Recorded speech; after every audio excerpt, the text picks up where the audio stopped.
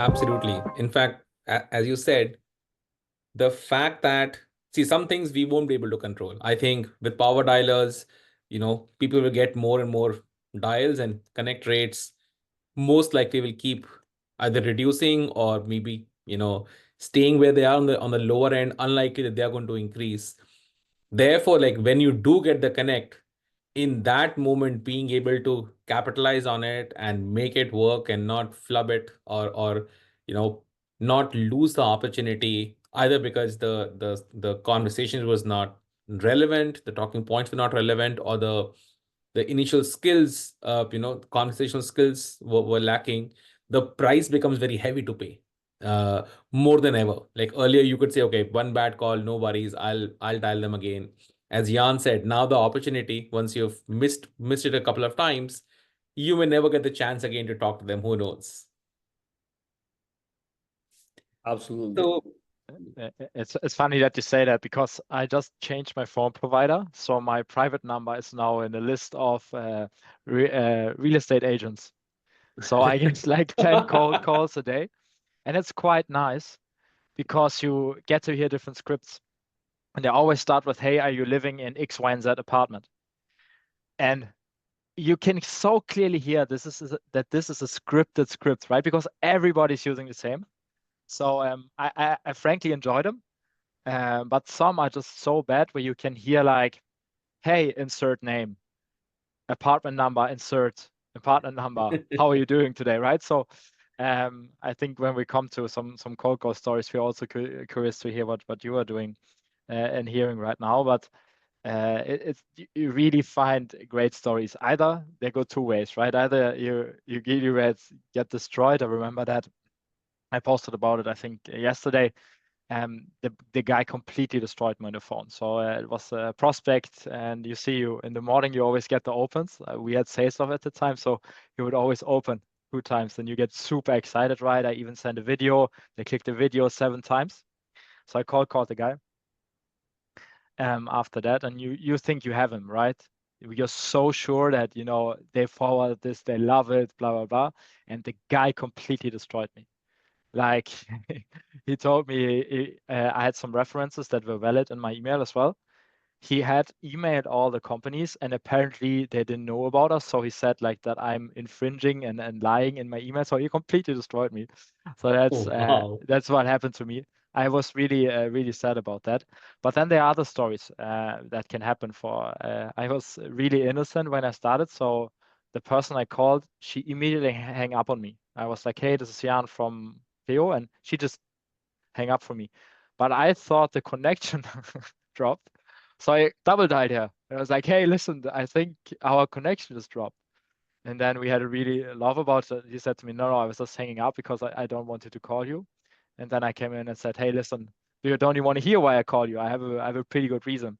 And then we actually had booked a meeting, and became of the largest deals that the AE ever closed.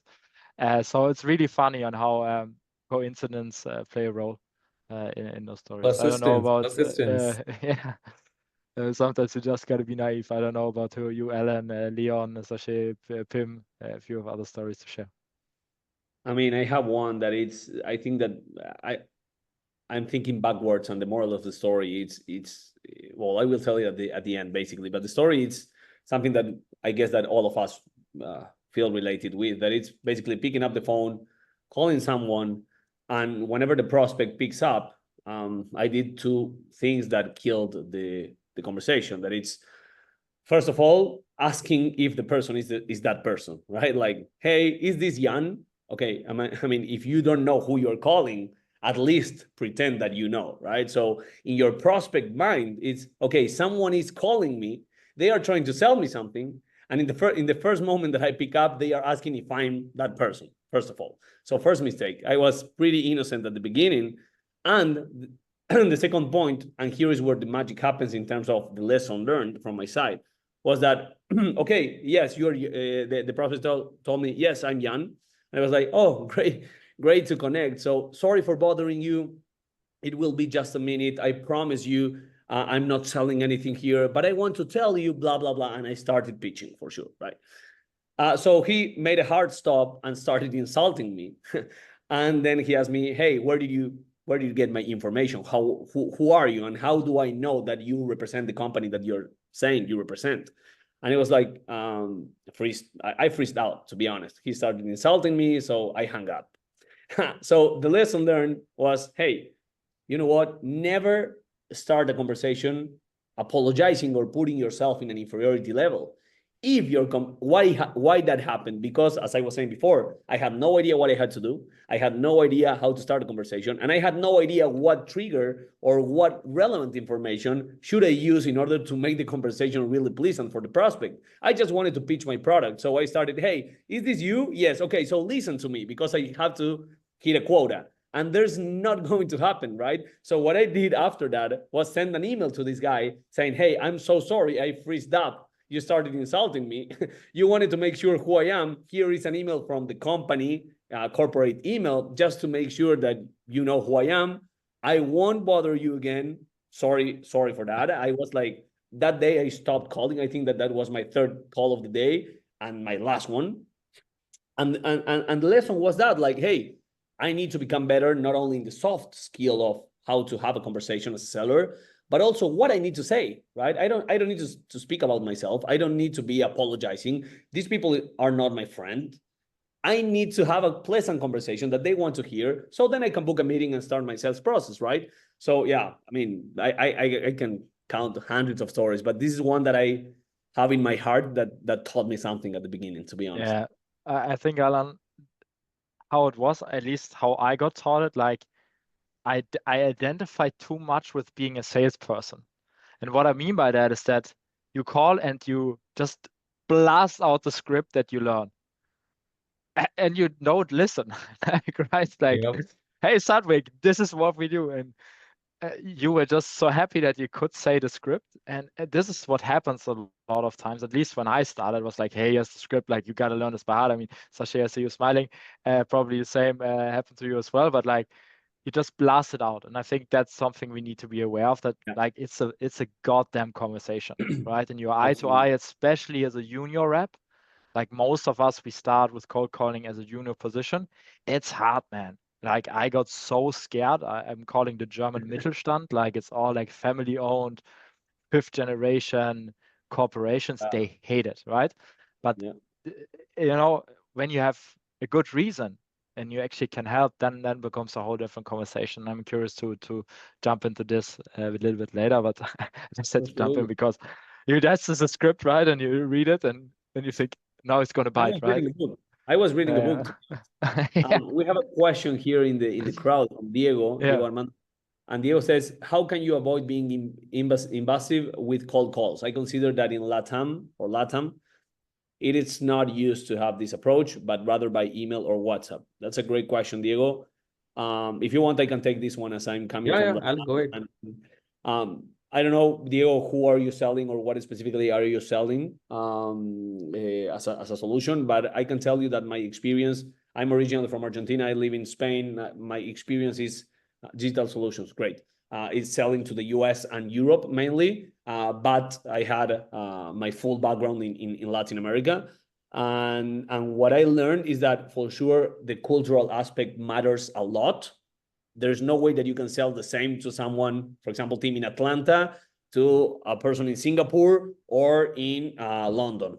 It's not the same, or in Spain, in the south of Spain, right? So the same happens with LATAM. What I would do, again, there's no one way to, there's no one magic formula, and this is the beauty of sales. You can put out there as many strategies as you want. But what I would do is, hey, if cold calling for my services and the people that I'm reaching out is not the best channel because of whatever the factor that you know, what I would do is leverage WhatsApp or email by calling people. So you use one channel to empower the other channel. For example, saying, well, I'm thinking in Spanish right now, but I will do it in English. But something like, hey, Diego, hey, you hate this call as much as I do. If you're calling someone in Argentina, for example, or in Chile, or in Brazil, or in Colombia, and you're saying, hey, Diego, or in Mexico, hey, Alan, I hate, this is a sales call, or this is a cold call.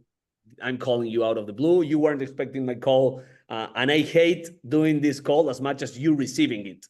Just wanted to let you know that I send you a WhatsApp with blah, blah, blah about a specific topic or a specific action. If you want, we can make it there. So I can call you either on WhatsApp or send some audio on WhatsApp. Latin America, it's WhatsApp 100%. Everything happens through WhatsApp. It's like WeChat in China, right? So I would strongly recommend something like that. I don't know, but you have to test that, right? Let me know if this addresses the questions a little bit. Yeah. Hope it. And then you speak to me, and I call to Germany. I'm say, please don't apologize. This is a cold call. Just don't say it is a cold call, because everybody knows it's a cold call, right? You don't need to say I'm the devil, because you know when you're the devil. So it's really depending on where you sell it to. But I think you, I think Victor, thank you for a comment. The most important thing is that you are yourself. Because if you're not yourself in a sales conversation or in a call, they will smell it. Like, prospects are not stupid. They're just you and me. And maybe someday you get the opportunity to buy yourself, like to buy yourself software or to get cold called. And the difference is that people are relaxed, they are calm, they make jokes, and they are really comfortable in themselves. And being comfortable and confident comes from feeling competent. And you need to have this feeling of being competent and add actually value, like have a significant reason why you reach out. And I think that's what we're going to jump into now, how you can get this feeling for yourself, because then it won't matter. Then you can apologize. Then you can say it's not a call call. You can say whatever. But if you find your own way, and unfortunately, you only have to find it out by yourself. That's the big part of growing up. You need to figure it out by yourself. But this is actually my biggest tip, that work on your tone of voice. Like, I always think about calling my little brother. When I'm calling a fierce CFO, I think this is Simon, my little brother. How would I talk to him? Hey, how was the weekend? How was the match? Blah, blah, blah. Then my voice also goes down because I'm having a conversational voice. If I would be scared, like, my voice goes up, it goes pitchy. Then you can feel the insecurity and everything. So my tip to you guys is, think about a person you like or you're familiar with. Think this is this person. Like, you can block out the name in the CRM, and write the name of your, I don't know, your brother, your sister, whatever, and then go and have a conversation. This really helped me. Two more. That's awesome, Jan. I just wanted to compliment with two more things that we have in the comments, and then we can move forward if you want. Satwick, are you okay with that? And by the way, I just want to say it's great. Please write your comments into this, right? Like, this is your time. Keep them coming. Yeah, it's amazing that we can make it super dynamic. So we have Victor. I know Victor. It's a pleasure to have you here, my friend. Victor comes from Digital Web Solutions, and he's saying that the biggest issue he's going through right now is people not picking up the phone in Europe. And once they pick, they are really rude. So regarding the picking up the phone, there are many factors that we can analyze, either which number are you using, who are you calling to, if the numbers are correct. Well, there are more technicalities here, and that's tough for sure. In terms of whenever they pick up, they are rude. Again, there are a lot of factors that we cannot control. And exactly as Jan was mentioning before, if you have the competence, again, we go back to soft skills, right? If you have a real reason why now, and what to say. I'm missing someone. I'm missing one question, Jan. Why now? Why you? And why you? Why change? Why now? What changed? Yeah, what to change? Basically, it's important to try to put it in the easiest wording and the most impactful wording as possible at the beginning of the conversation, because the attention span that a human has right now in a cold call, it's not more than 8 or 9 seconds. So it's a really tough one. And then I strongly recommend what Andreas is saying, that it's a really good tip, Andreas, that it's, instead of having a script, you just write down in like a little note 2 or 3 main things that you want to address in the call, like a specific pain point that that this guy has, or a specific solution that that these companies are looking for, something that that will be relevant. But what is happening when you are not following the script, but the topics that you need to cover, is that every conversation, it's a new conversation. It's different, and you don't follow like a robot. So great advice, man. Before we move ahead, I'll have to call out something that Jan said, and Alan, you seconded it as well. The the tone of voice is so important, how confident you feel. And as Jan said, if you're prepared well, that gives you the confidence, right? So if when those people are picking up, I think Victor, you mentioned this in your comment. Uh, if you are if the people are picking up the phone and they're rude in that moment, or they're not responding, part of that is also how our tone comes through. If it comes off as a telemarketing seller, then the natural reaction of people is just put the phone down. uh, but if we feel confident and we have a clear reason to talk and we are able to bring that up quickly enough, then it makes a whole world of difference to the conversation itself. Uh, One thing we have seen, again, to the question, Victor, you had, if it's like just like Alan said, you can buttress one channel with the other. So if email is working, then you can use cold calls to highlight the email or highlight the WhatsApp message. You can do it the other way around as well.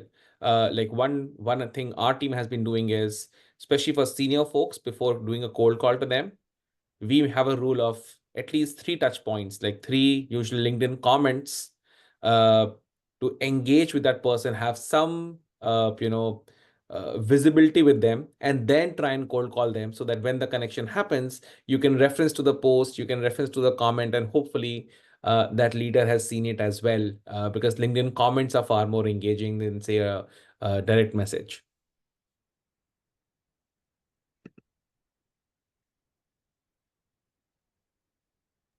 Oh, nice. Love that, Victor. Yeah. Uh, That's awesome. But as you were saying, Sadwick, I think that at the end of the day, and there is something, I don't remember exactly the numbers, and we can move on in the cold calling 1.0, but from the book Never Split the Difference from Christopher Boss, I know that everyone heard that name before. He mentioned, and it's studied, that it's more important how we say things than what we say, basically. Yeah. So in cold call, tone and pace, it's important. If you have a prospect that speaks really fast, there is no way that you speak really slow, right? And the other way around, you have to match them. It's like matching and mirroring, the same. And if you're in a demo call or someone that is seeing you, your body language is even more important on how you say things and what you say things and what you say, basically. So it's really, really important to combine all the factors, not just what it's going out from your mouth, but also how you say that and your body language as well. But yeah, let's move on.